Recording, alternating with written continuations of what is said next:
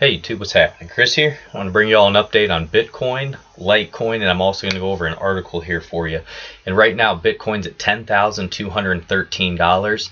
We're up 0.41%, and it's August 28th, 2019. And basically, guys, what I wanted to bring to you here was an important article. And what it points out here and what it states is 4 Bitcoin events that will potentially shake up the market.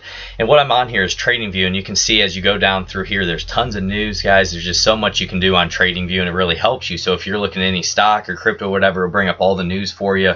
I really enjoy it. So 4 Bitcoin events that may shake up the market, and this is beingcrypto.com, and this is by Daniel Phillips.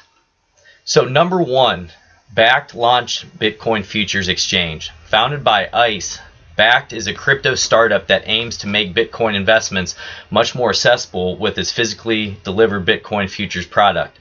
Bakkt Bitcoin futures were initially projected to launch in early 2019. However, the release was delayed due to concerns over the security of user funds from the Commodity Futures Trading Commission. According to Bakkt CEO Kelly Loeffler, the futures exchange has now been cleared for launch after receiving CFTC approval. So that's very important for us. Next one, Bitcoin's third halving. Bitcoin will undergo its third block halving mining reward mid-2020, seeing the number of newly minted Bitcoins fall from its current value of 12.5 per block down to just 6.25 per block. Exactly when Bitcoin will have its next block reward is uncertain, since it depends on the network hash rate close to the halving date. However, current estimates point to May 17th, 2020 as the likely date. So guys, as less and less Bitcoin is able to mine per block, it becomes that much more desirable. And what you have to realize, just like gold or silver or anything like that, Bitcoin, there's only so much of it, and it's a deflationary currency. And that's what I love so much about it, is that billionaires, millionaires, they will want Bitcoin, guys. There's only 21 million Bitcoin that will ever be mined. And as you know, with very rich people, if their friends have them, everyone, they're going to want them as well. It's like a status symbol as well. And as much as I love the technology of Bitcoin, what I love the most about Bitcoin is its scarcity. To me, that's what's so special about it. I mean, think about that. If you even have one, you're one of just 21 million who can hold a Bitcoin. And that's, down the road, I think it's like 2,148, the last Bitcoin will be mined. So think about it, guys. You're in a very small group of people who own one Bitcoin, if you do own one, out of the 7 billion people who walk on the earth. So I think that's something that's very special. The SEC makes its verdict on Bitcoin ETFs. ETFs are a type of security that tracks the value of one or more underlying assets. Bitcoin ETFs tracking the value of BTC across multiple sources. By investing in Bitcoin ETFs, traders will be able to gain exposure to Bitcoin without actually needing to own or receive any of the digital assets. And I know a lot of people with big money would be interested in that, so they don't actually have to hold it in the wallets and worry about all that type of stuff, guys. And then it's Mt. Gox's final rehabilitation plan submitted. So next, what I wanted to do here, we're going to get into Bitcoin. We're going to look at it first. What I want to point out is in this symmetrical triangle now, guys, what we're having is those higher lows, lower highs. And what's important that you want to look at here is this lower trend line. This lower trend line has been established since May. So if we do end up breaking out of that, my first alert is going to be at around 9,631. I want to know if it breaks to the downside, because guys, a lot of times if you break out of these symmetrical triangles, it can be 30 or more % to the downside or to the upside. Because remember, a symmetrical triangle is a neutral pattern. It can break either way. What you want to do, though, if you're playing the symmetrical triangle, you want to put the trend on your side, and the trend has been up for Bitcoin so far right now, but we still have to wait and see.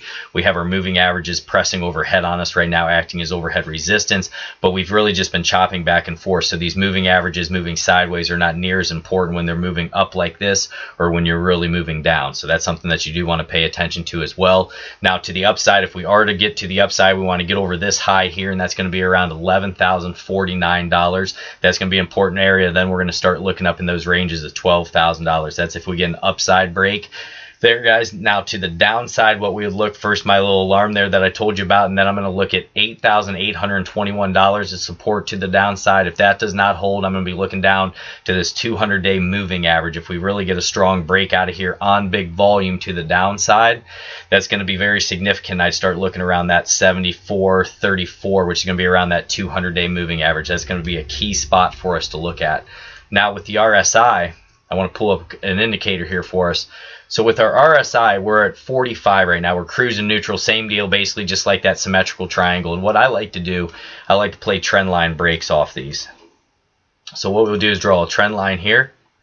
And we're going to see if this acts as an overhead resistance or if we finally start breaking out of that. If we break out of that and it's on good volume, that's going to be a very good thing for us. And that could indicate a strong move to the upside there. So that's Bitcoin, guys. That's what I just want to point out to you right now. The upside, the downside, give you a quick one. Right now, we're just watching. You know, this candle that we're in right now is basically a doji candle. Just a lot of indecision, or almost like a small spinning top candle or a short day candle. Just a lot of fight. You can see some dojis over in here. Just really been a fight over this trend line. So a lot of indecision going back and forth there. So when it does finally break, it's going to be powerful. Let's take a look at Litecoin. Okay, so with Litecoin now, guys, we're basically sitting right on top of this support area. This has been about 12 days. We've just been moving sideways here. Same deal, a lot of short day candles, dojis, a lot of indecision. We're waiting to see if we break out of this upper trend line, or I'm sorry, this downward trend line right here in orange.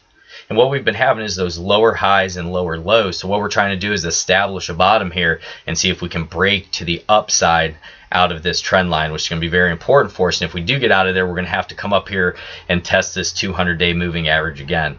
And that's going to be around $85.34. And it's important that we get up above that, guys. That is the long-term investor moving average.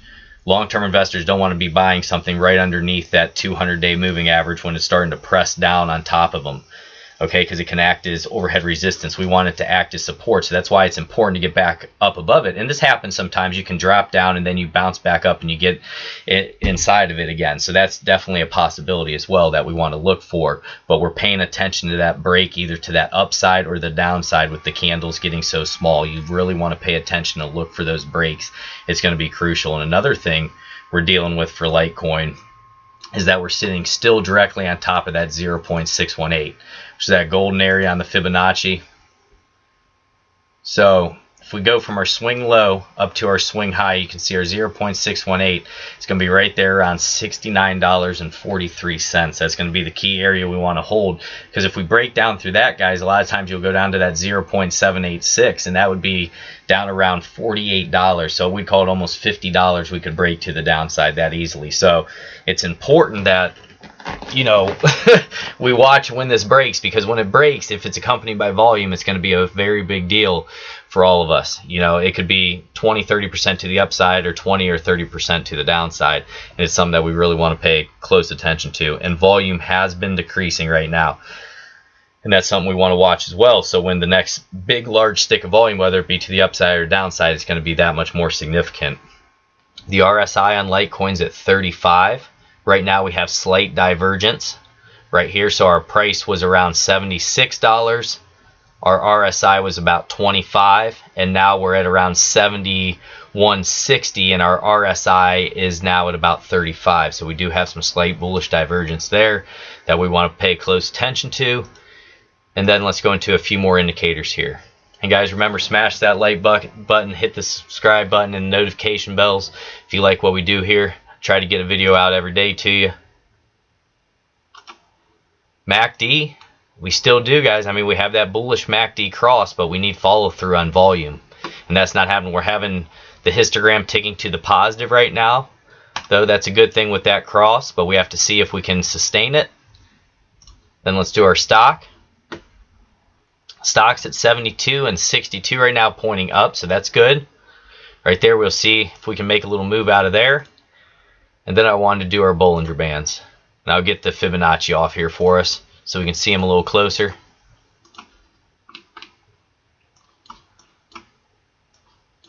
So with the Bollinger Bands, we're below the middle band. And our middle band's sitting around $77 right now. we're below that, and we're close to the lower portion of the bands, which are around 66, and that would show that we are overextended to the downside. So right now they're starting to tighten back up again because we're going to be waiting for that break. With Bollinger Bands, whenever they get very tight, you're waiting for a break and then they expand, and you can start looking at those, oversold or overbought territories. That's the purpose of the Bollinger Bands there. So guys, just wanted to bring you one here. I didn't want to make it too long.